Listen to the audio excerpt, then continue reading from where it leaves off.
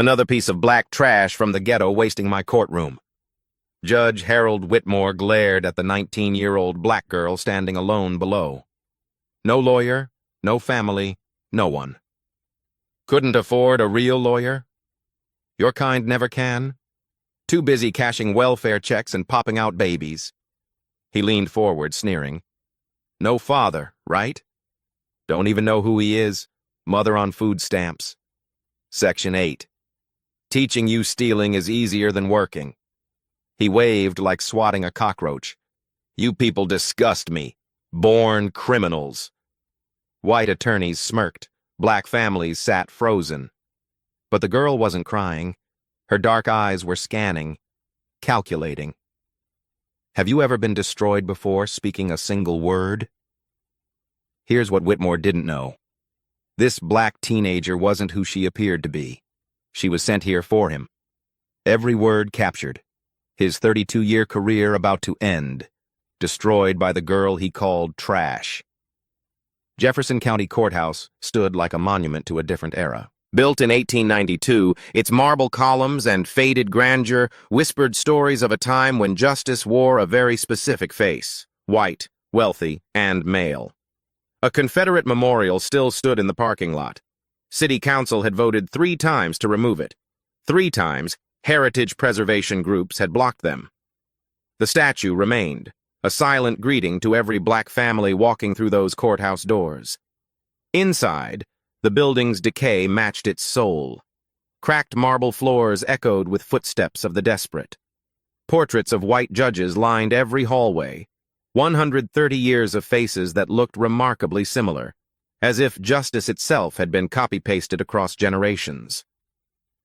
The metal detectors at the entrance told their own story. Black visitors were stopped twice as often, searched more thoroughly, questioned more aggressively. A mother with 3 children waited 20 minutes while security examined her diaper bag. A white businessman in a suit walked through with barely a glance. This was Jefferson County. This was how things worked. Every day, over 200 cases moved through this building. Assembly line justice. Exposed. Exposed. Exposed. 4 minutes per defendant. Next case. 4 minutes. Next. The system didn't have time for nuance, didn't have patience for context. It processed bodies, predominantly black and brown bodies, with mechanical efficiency. Exposed, exposed, exposed. And presiding over Courtroom 4, the busiest courtroom in the building, sat Judge Harold Whitmore, 63 years old, silver hair perfectly styled, Rolex watch glinting under fluorescent lights, 32 years on the bench, longer than many of his defendants had been alive. They called him the Hammer, not because he was tough on crime, because he was surgical in his cruelty, and his cruelty had a very specific target. His sentencing record told the story that polite society refused to acknowledge. A black single mother couldn't pay parking tickets, 90 days in jail, her children sent to foster care. A white college student caught with cocaine, probation, a handshake. Boys will be boys. A black teenager shoplifted food for his hungry siblings, 18 months in juvenile detention. A white businessman on his 3rd DUI, a fine and continued driving privileges, pattern after pattern after pattern. 14 formal complaints had been filed against Whitmore in the past decade. Exposed. Exposed. Exposed. Exposed. Exposed. Exposed. Exposed. Exposed. Exposed. Exposed. Exposed. Because Harold Whitmore wasn't just a judge. He was a protected species. He golfed with District Attorney Richard Coleman every Saturday. He attended charity galas with Police Chief Warren Brody. His Christmas parties featured half the county's power structure. Touch Whitmore, and the whole network would mobilize against you. So nobody touched him. Nobody dared. The black girl standing before him today, according to the file he hadn't bothered to read, was named Chloe Brooks, 19 years old, charged with disorderly conduct and resisting arrest. Allegedly caused a disturbance at Morrison's grocery store. Too poor for an attorney, representing herself. Whitmore saw 1,000 like her every year. They blurred together in his mind. One endless stream of black faces to be processed and punished. He wouldn't remember her name by lunchtime. What he didn't see, what his arrogance blinded him to, were the details that didn't fit. The folder she carried had colored tabs inside, blue, red, yellow, organized with precision, not the scattered paperwork of a frightened teenager. Her posture was wrong, back straight, shoulders squared. Most defendants curved inward, trying to become invisible. This girl stood like she had every right to be there. And her eyes, those dark eyes that moved methodically across the room, cataloging camera positions, noting the court reporter's location, registering exits. Chloe Brooks wasn't her real name. Her real name was Chloe Kennedy, and she had spent 5 years preparing for this exact moment. In the third row of the gallery, another woman watched silently.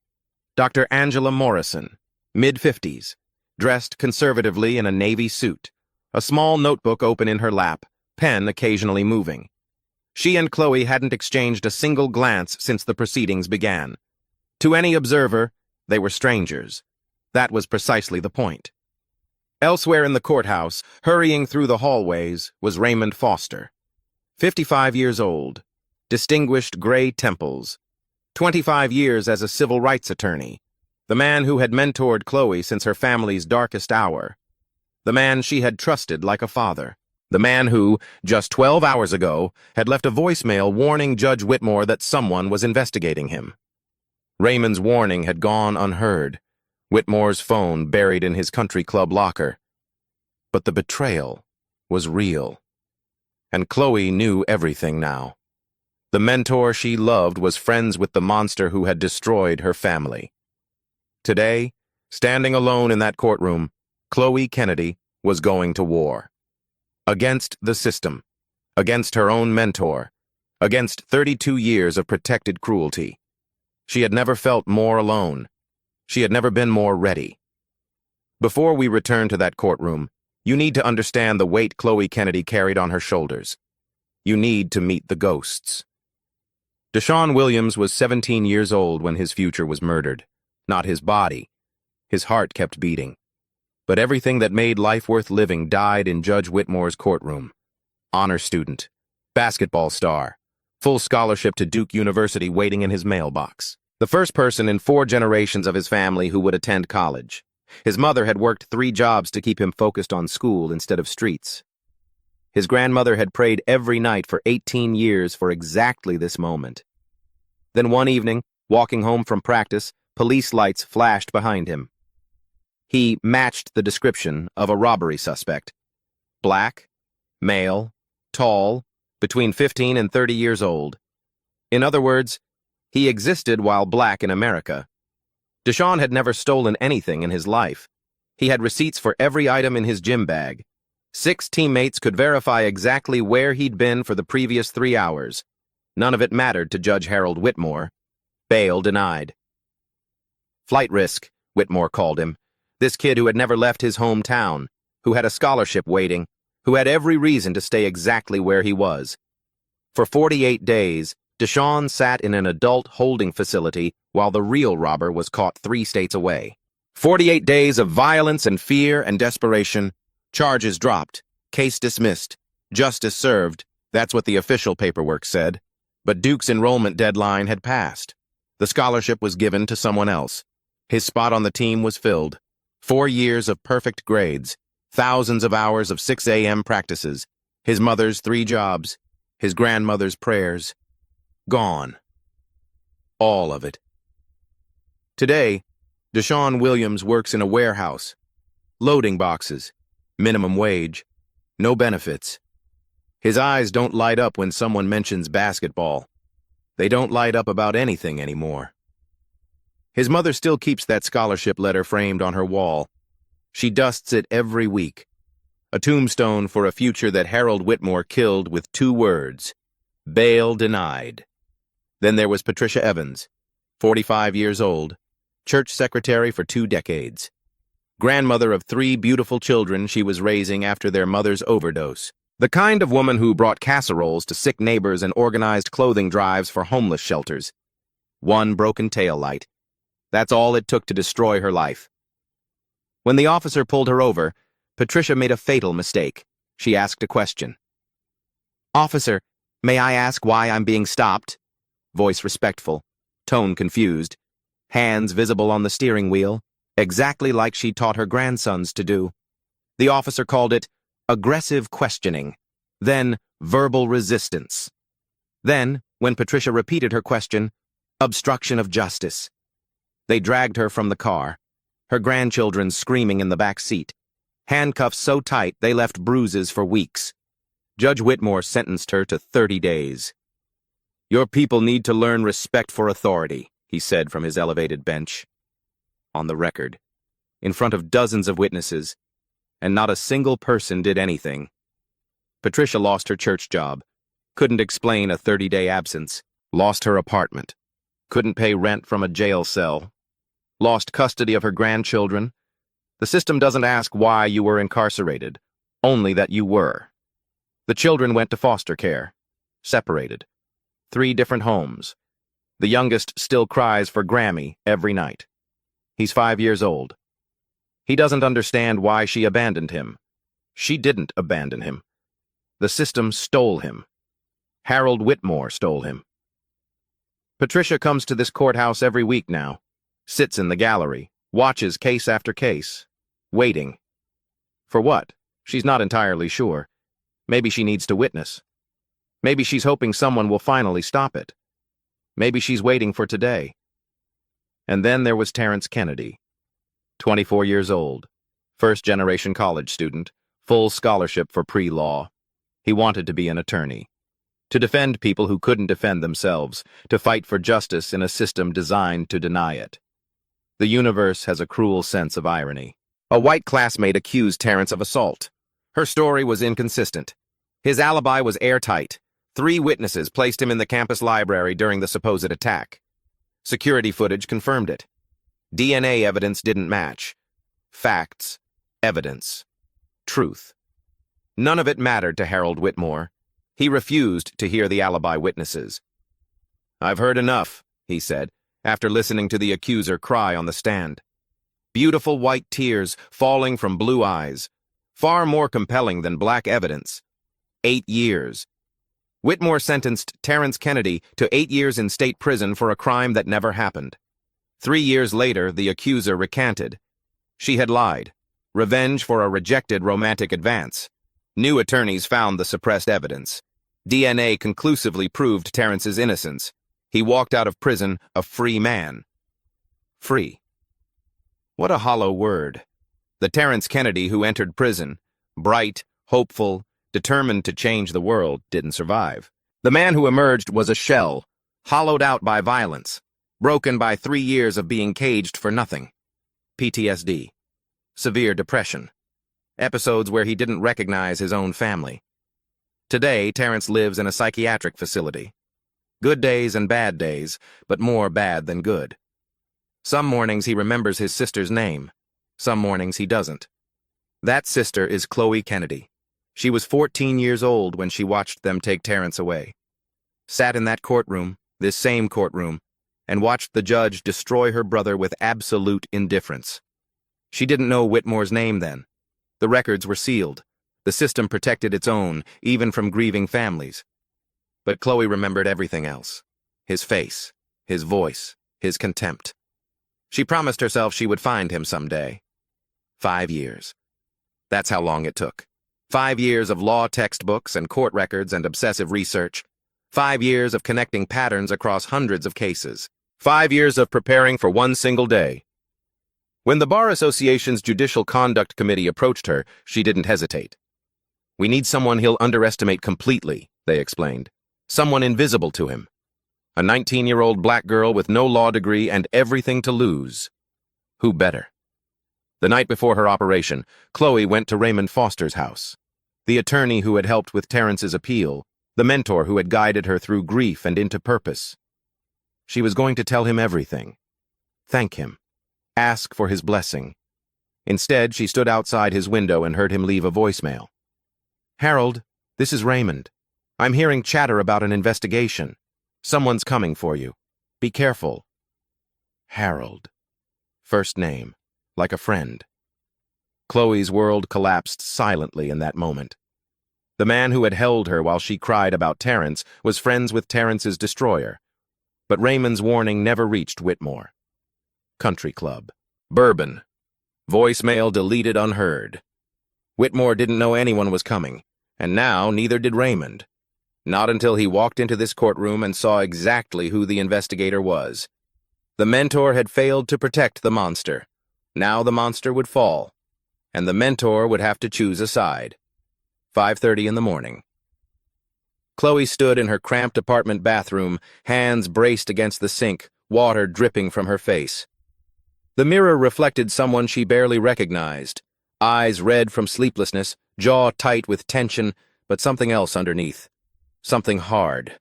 Something ready. On her small desk in the next room sat everything she would need. A folder with colored tabs, blue for documented case patterns, red for recorded phrases from victim testimonies, yellow for timeline evidence, and one black tab at the very back. Information about Kevin Whitmore, the son, the secret, the weapon she hadn't shared with anyone. Her outfit was already laid out. Thrift store blouse with a small stain on the collar, plain jeans, slightly faded, scuffed flats, no jewelry, no makeup, nothing that would suggest she was anything other than what Whitmore expected to see. Another poor black girl from the wrong side of town. The goal was invisibility. The goal was to be so unremarkable that he wouldn't look twice. At 6:15, she opened her desk drawer and removed a small device, state-of-the-art recording technology, no bigger than a thumb drive, provided by the Bar Association. Legal in this state. One-party consent meant she only needed her own permission to record any conversation she was part of. She lifted her shirt and taped the device flat against her chest, just below her collarbone. Pressed the activation button. A tiny red light blinked once, then went dark. Recording. Her hand lingered over her heart. "For Terrence," she whispered. "For all of them." By 7:45, Chloe was parked 2 blocks from the courthouse, engine off, hands steady on the wheel. Her phone buzzed. Dr. Morrison. "Final check, how are you feeling?" Chloe considered the question. How was she feeling? Terrified. Determined.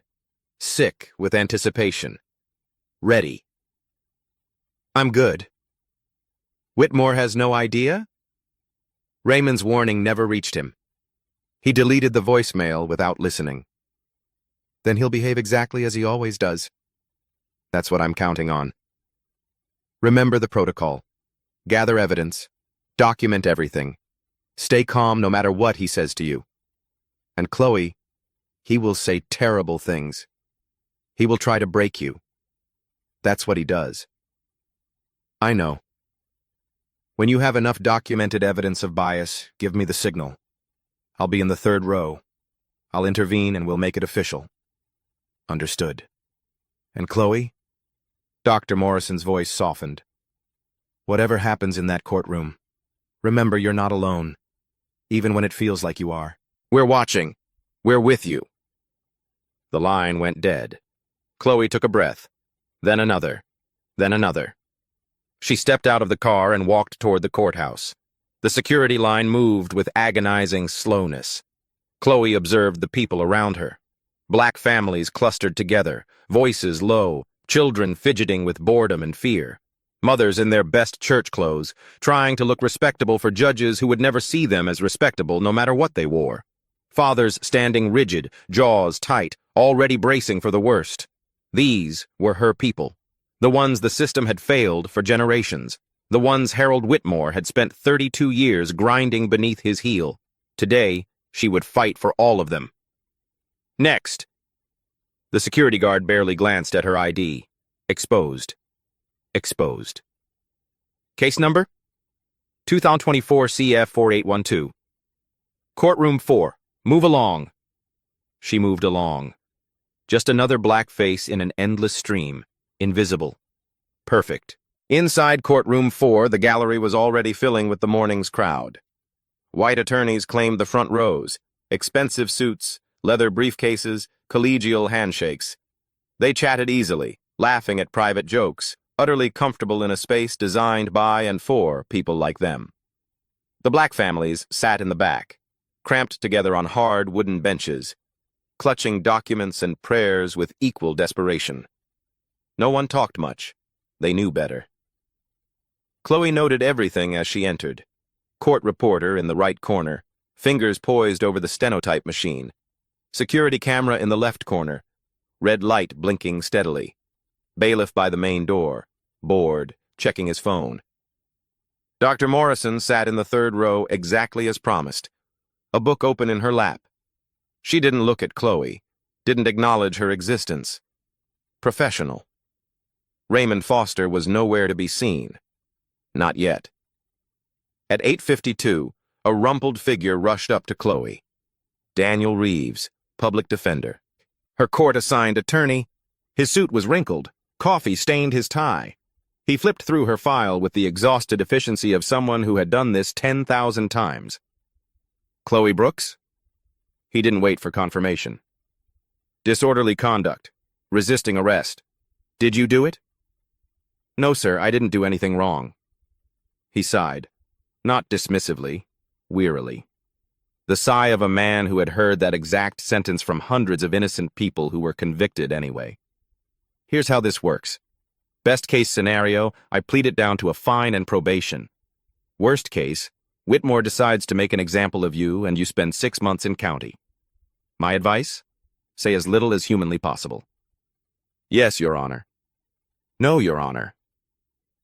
Don't explain. Don't argue. Don't give him any reason to notice you. What if I want to present a defense? Evidence that proves, then you'll make him angry.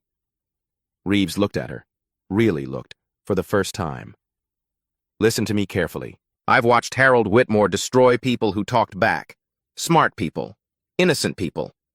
He doesn't care about evidence. He doesn't care about rights. He cares about control. If you challenge that control, he will hurt you. Understand? Chloe held his gaze. I understand. Good. Just keep your head down and maybe we both get through this morning without catastrophe. He was already moving toward his next client before she could respond.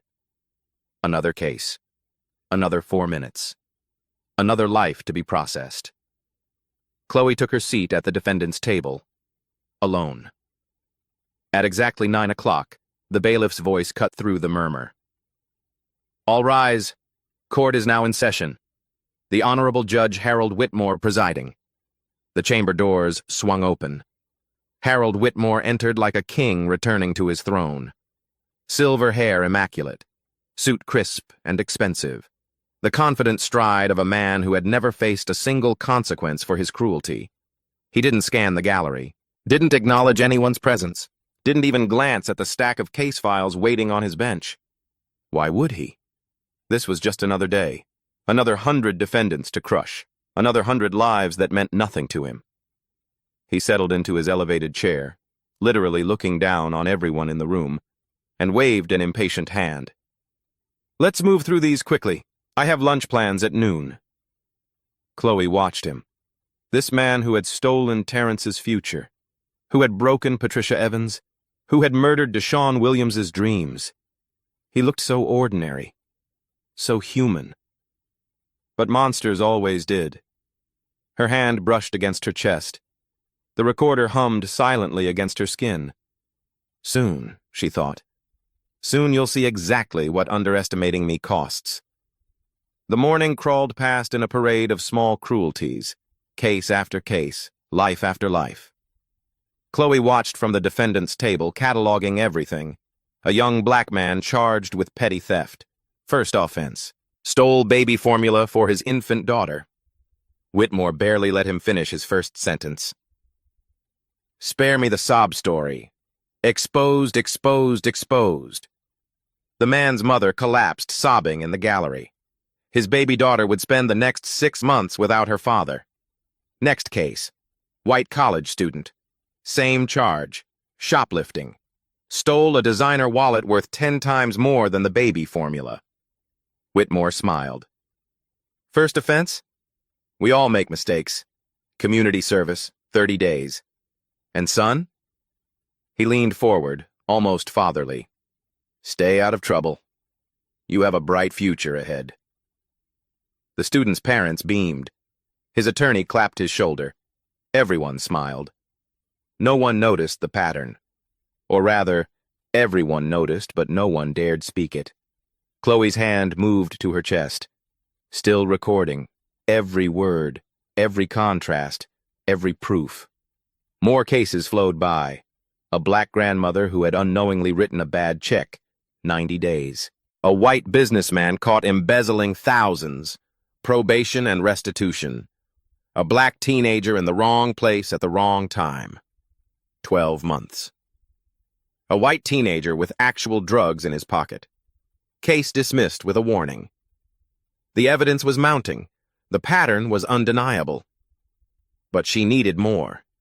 She needed Whitmore to say it explicitly, not just demonstrate his bias through sentencing, but speak it out loud, on the record, in words that couldn't be explained away. Finally, the bailiff called, Case 2924 CF 4812, State versus Chloe Brooks. Chloe stood, smoothed her simple blouse, touched her chest once, the recorder humming steadily. She walked to the defendant's table and stood alone. Judge Harold Whitmore looked up from his papers with visible annoyance. His eyes swept over her. Young, black, female, poor, alone.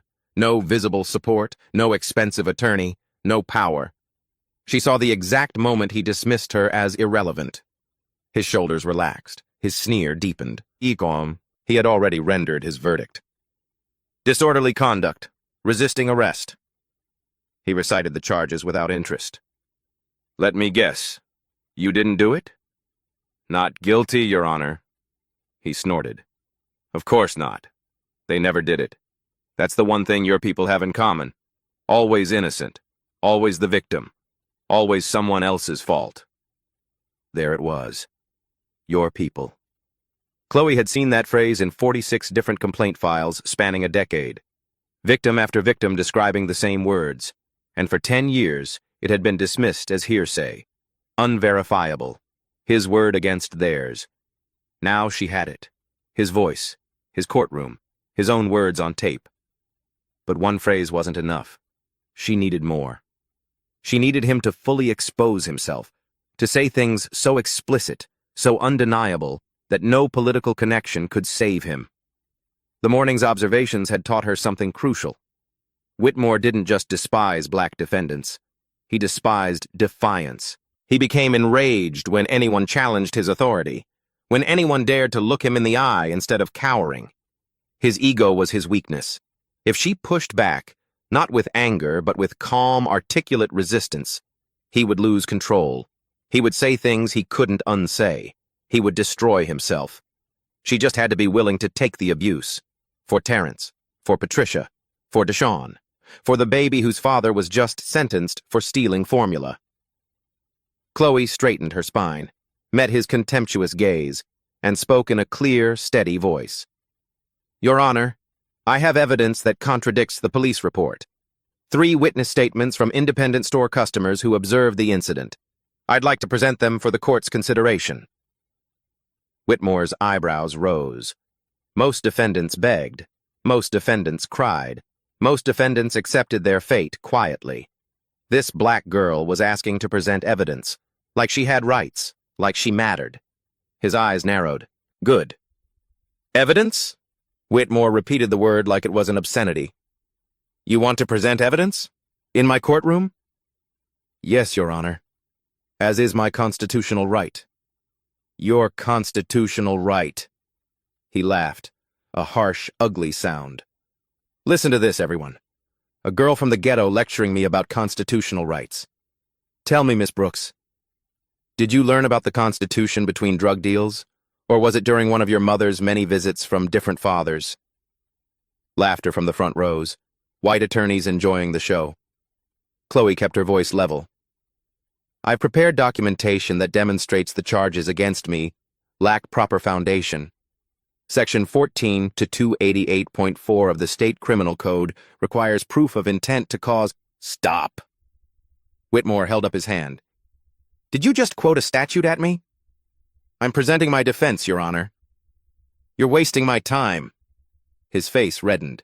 You walk into my courtroom in your thrift store clothes with your food stamp education, and you think you can lecture me on the law? I'm not lecturing, Your Honor. I've been on this bench for 32 years. 32 years. I was interpreting law before your mother started collecting welfare, before your grandmother started collecting welfare. How dare you? How dare you stand there and pretend you understand anything about this system? The witness statements clearly show... Witness statements? He grabbed the papers she'd submitted and held them up with theatrical contempt. These witness statements? Let me guess. Friends of yours? Cousins? Baby daddies? Other criminals willing to lie for one of their own? They were independent customers in the store, Your Honor. Complete strangers who will say anything to help another black defendant beat the system. He tore the pages in half, let them flutter to the floor. There, that's what I think of your evidence. Gasps rippled through the gallery. Even some of the white attorneys looked uncomfortable. Whitmore didn't notice. He was lost in his righteousness now. 32 years of unchallenged power had convinced him he could say anything, do anything, and face no consequences. You people, he continued, leaning forward, finger pointed at Chloe like a weapon. You come in here with your attitudes and your excuses. You waste taxpayer money. You drain resources from hard-working Americans. You breed like rats and expect the rest of us to clean up your mess. Chloe's heart pounded. The recorder captured every word. I've processed thousands of your kind, he spat. Thousands. And you're all identical. No fathers, no discipline, no values. Just generation after generation of criminals raising criminals.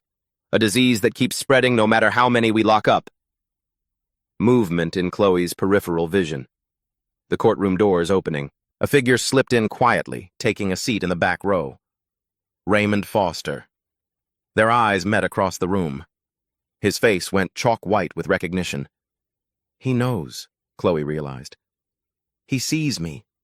He understands exactly who I am and what I'm doing here. Raymond sat frozen, staring at her. His mentor. His mentee. In this moment, on opposite sides of everything.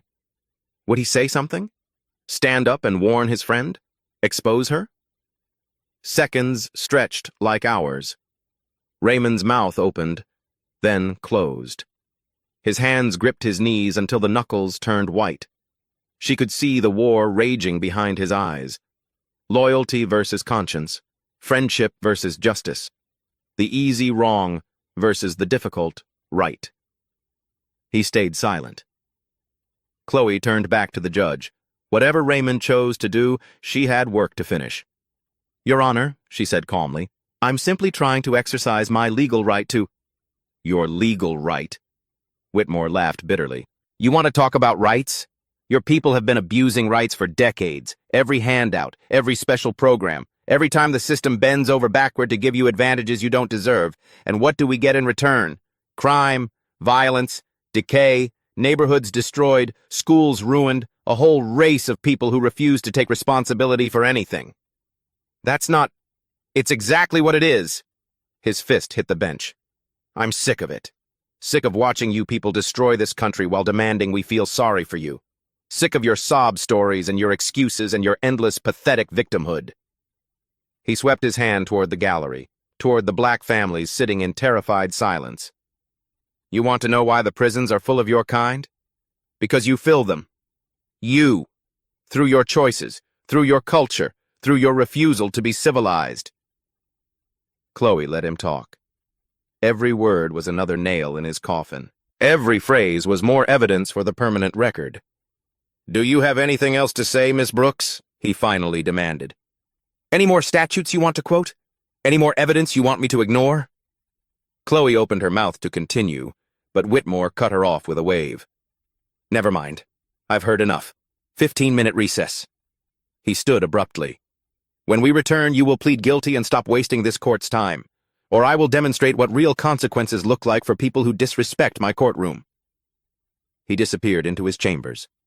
The door slammed behind him. Chloe exhaled slowly. Her hands were trembling, but her mind was clear. She had everything she needed. Enough recorded evidence to end his career. But across the courtroom, Raymond Foster was rising from his seat. walking toward her, his face a mask of conflicted emotion. Their confrontation was coming, and Chloe wasn't sure she was ready for it. Raymond caught up with her in the hallway. His hand grabbed her elbow, urgent. "What are you doing?" His voice was a harsh whisper. "Chloe, what the hell are you doing here?" She turned to face him fully.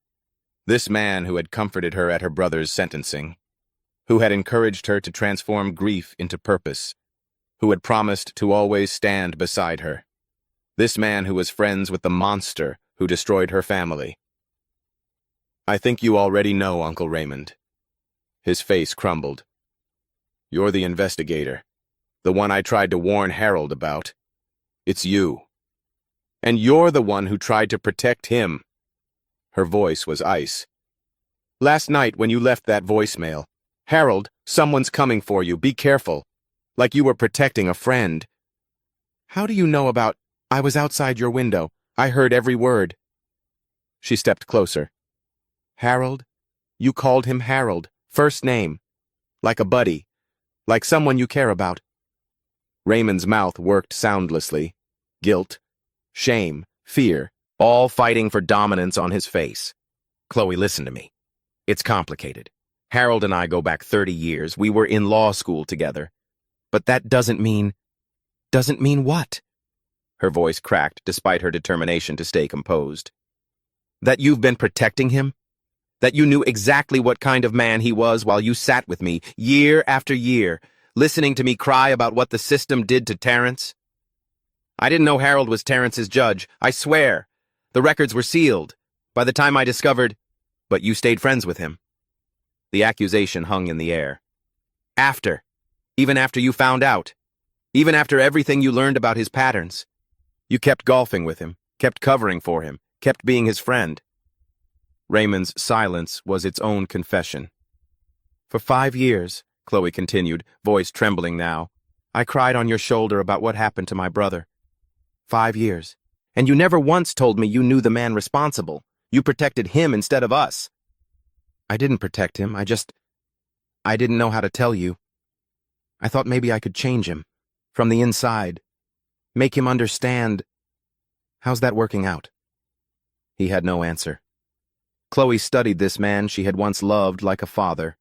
Saw him clearly for the first time. The cowardice behind the charm. The complicity behind the kindness. "You have a choice right now, Raymond. Go back in there and warn your friend. Save him. Expose me. Or stay silent and let me finish what I came here to do. If you bring him down, you don't understand. It won't be just him. The entire network will come after you. The DA. The police chief. Everyone he's protected for 30 years. They'll destroy you. Let them try.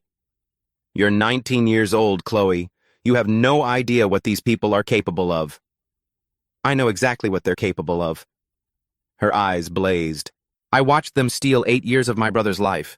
I visit him every month in a psychiatric ward because of what they did to his mind. The question isn't what they're capable of, Raymond. The question is, what are you going to do? Help them destroy me too?" Raymond's face crumbled. For a long moment he just stood there, broken, lost. "I didn't know," he finally whispered. "About Terrence. About Harold being his judge. I would never have stayed friends if I'd known. But you knew what Whitmore was. You heard the stories, the complaints. You saw the patterns. And you looked away because friendship was easier than justice." He couldn't deny it. Wouldn't even try. "Choose," Chloe said simply. "Right now. Your golf buddy or your conscience." Raymond looked toward the courtroom door, then back at Chloe. His eyes were wet. "I never should have made that call. I knew something was wrong, felt it in my gut. But 30 years of friendship..." He trailed off. "That's not an excuse. Nothing excuses it." He straightened his shoulders. "I won't warn him. Finish what you started." Chloe nodded. It wasn't forgiveness. Maybe it would never be forgiveness. But it was enough for now. She headed toward the restroom. She needed a moment alone. Inside, her phone buzzed. From Memorial Psychiatric Hospital. Urgent. Mr. Terrence Kennedy had episode last night. Condition unstable. Please call immediately. Her hands began to shake. Terrence. While she was here fighting, he was suffering. Alone. Afraid. She could walk away right now. Go to him. But if she left, Whitmore would keep destroying families. Keep breaking brothers. Keep creating more Terrences. She made her choice. Tell him I'm coming, she whispered to no one. Right after I finish this. Whitmore returned from recess looking refreshed, coffee in hand, smug satisfaction on his face. He had no doubt this black girl would do what they all did. Crumble, plead guilty, disappear. He settled into his throne and gestured dismissively at Chloe. Well, ready to stop wasting everyone's time? Chloe stood. Her hand brushed her chest, still recording. Actually, Your Honor, I have a confession to make. His eyebrows rose with theatrical interest. A confession? Finally. Some sense from your kind. Not a confession of guilt. Her voice rang clear through the courtroom. A confession of identity. What are you talking about? My name isn't Chloe Brooks. The courtroom went still. My name is Chloe Kennedy. Whitmore frowned. The name meant nothing to him. She was just another black face among thousands. 5 years ago, she continued, you sentenced a man named Terrence Kennedy to 8 years in prison. You refused to hear his alibi witnesses, refused to examine evidence. You looked at a young black man and decided he was guilty before the trial began. Whitmore's frown deepened. Trying to remember. Failing. Terrence Kennedy was exonerated 3 years later. DNA evidence. The accuser recanted. He was completely innocent. Just like he told you. Just like the witnesses you refused to hear would have told you. I don't recall every... He's my brother. Silence. Absolute, crushing silence. He's in a psychiatric facility now. Because of what you did. 3 years in prison broke him. Destroyed his mind. Stole everything he was and everything he could have become. Whitmore's coffee cup trembled slightly. So this is revenge? He tried for dismissive but landed somewhere closer to nervous. You came here to shout accusations? This is a court of law, not a platform for personal grievances. Chloe reached into her jacket. Bailiff, Whitmore started. She withdrew a badge, held it up so the entire courtroom could see. I'm a field inspector for the State Bar Association's Judicial Conduct Committee. Authorization Code JCC 2024-0812. Whitmore's face drained of color. Everything you've said today, every racist comment, every slur, every violation of judicial ethics has been recorded. She pulled out the device, pressed play. His own voice filled the courtroom. Another piece of black trash from the ghetto. Your kind never can afford lawyers, too busy cashing welfare checks. You people disgust me. Born criminals. A disease that keeps spreading. Each phrase echoed off the walls. Gasps erupted from the gallery. White attorneys stared at their shoes. This is entrapment! Whitmore stood, face purple. This is illegal! One-party consent state, Your Honor. Every word captured legally. Your words, your voice, your racism, finally on record. You have a personal vendetta. My personal connection doesn't change what you said. 46 complaints in 10 years. Exposed, exposed, exposed, exposed, exposed. Pattern exposed. Chloe reached into her folder, the black tab. But I didn't just come for my brother. I came to understand why. Why you've spent 32 years destroying black lives. She pulled out a yellowed newspaper clipping. 1987. Your son, Kevin Whitmore. 19 years old. Drunk driving accident. Whitmore went rigid. 2 people died that night. Loretta Williams, 34, and her daughter Destiny, 6 years old. Chloe paused. Both black. Gasps, whispers, shock. Kevin's case was heard by your college roommate, Judge Robert Crawford. 2 years suspended sentence. Not a single day behind bars. Whitmore gripped the bench, knuckles white. That's when it started, wasn't it? Your son killed a black mother and her baby. And instead of facing justice, he was protected. By you. By your friends. By the system. Chloe's voice softened, but didn't waver. Every black defendant since then. They weren't individuals to you. They were Loretta and Destiny. Over and over. Punished for your son's crime. For your guilt. For 32 years. Whitmore's face crumbled. Tears ran down his cheeks. From the gallery, Dr. Angela Morrison stood. Judge Whitmore, I'm Dr. Angela Morrison, Senior Investigator for the State Bar Association. Miss Kennedy is a certified field inspector operating under committee authority. These proceedings have been fully documented by multiple observers. She approached the bench. You are hereby suspended effective immediately, pending formal misconduct hearings. Court officers moved toward Whitmore. He looked at Chloe one final time. Broken. Exposed.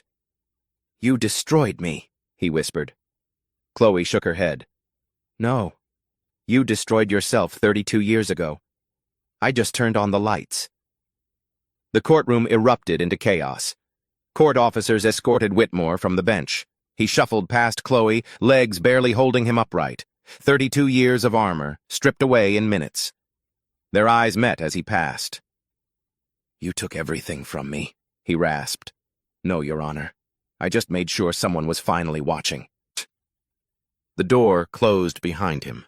The gavel sat abandoned on the bench, a silent monument to power that would never be wielded again.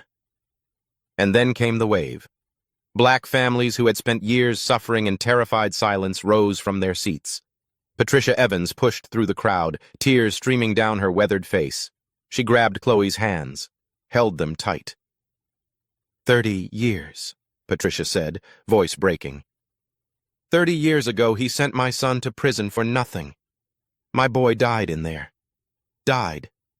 And nobody believed me when I said the judge was cruel. Nobody listened. She squeezed harder. But you listened. You believed. You fought for all of us.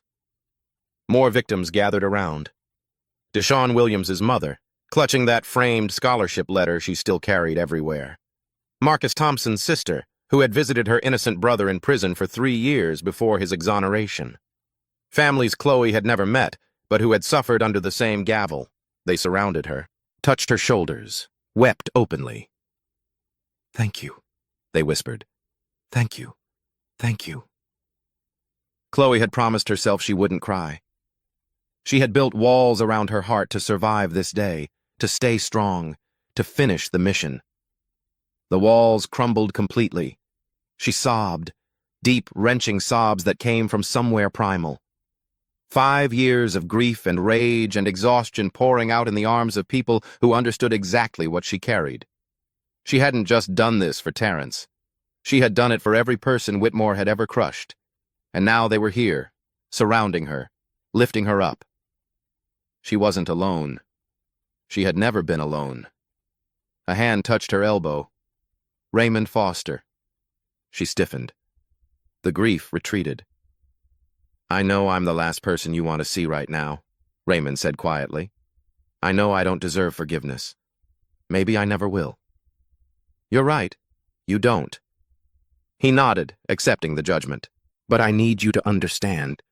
When I realized what I had done, what I had protected all these years, something broke inside me today. Watching you up there, watching you tear down everything Harold built. I understood for the first time how blind I had been. Blindness is a choice.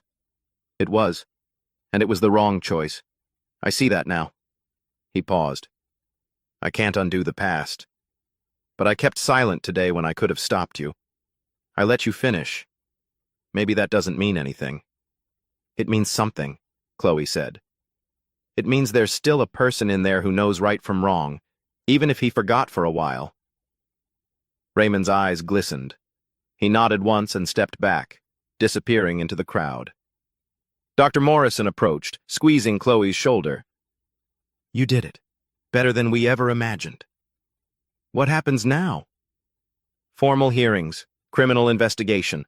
At least 34 of his cases will be reopened. This is just the beginning. Chloe's phone buzzed. Memorial Psychiatric Hospital. Her heart stopped.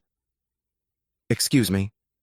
She stepped away from the crowd, pressed the phone to her ear with trembling hands. Miss Kennedy? It's about your brother. Is he okay? What happened? Actually, he's better. The nurse's voice was warm. He saw the news. Your story went viral. Someone in the common room had the TV on. He watched the whole thing. Chloe held her breath. He's asking to speak with you. It's the first time in 2 years he's initiated contact with anyone outside staff. Tears spilled down Chloe's cheeks. Put him on, please. A pause, shuffling sounds. Then, Chloe? Her brother's voice, clear, present, alive. Terrence, I'm here. I saw you, on TV, standing in front of that judge, not backing down. I did it for you, I did it. No. His voice was soft but firm. You did it for everyone like me, for people who don't have someone fighting for them. He paused. I'm proud of you, little sister.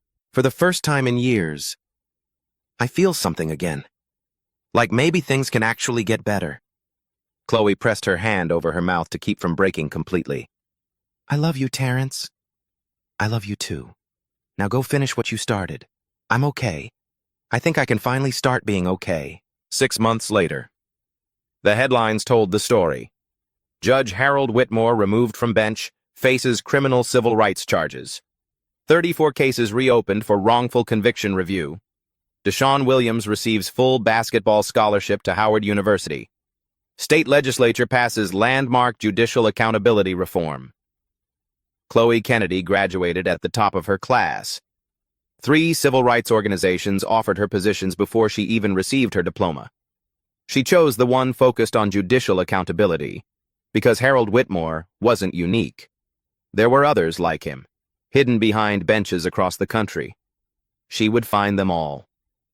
Terrence was released from the psychiatric facility. Outpatient therapy now. Good days and bad days, but far more good than before.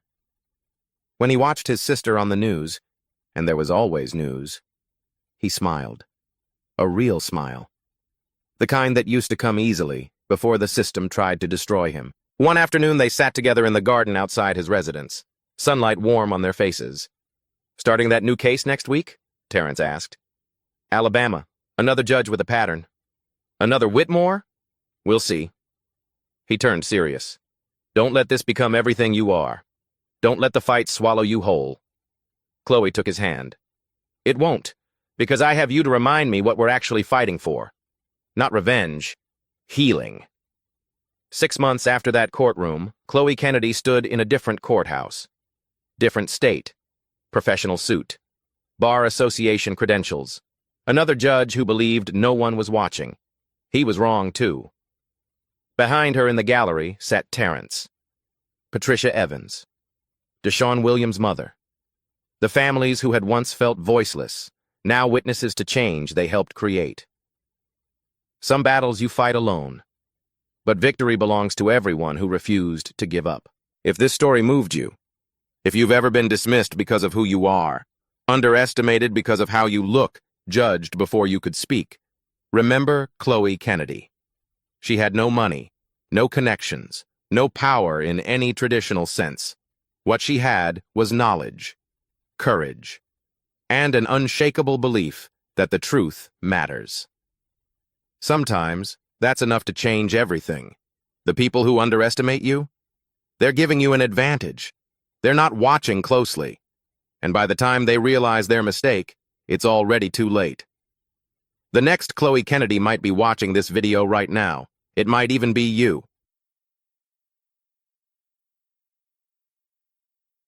What happened today isn't just a story. It's a reminder. Silence protects systems, but courage rewrites them. At Beat Stories, we don't just watch change, we document it. Subscribe for more real stories that challenge power and amplify truth.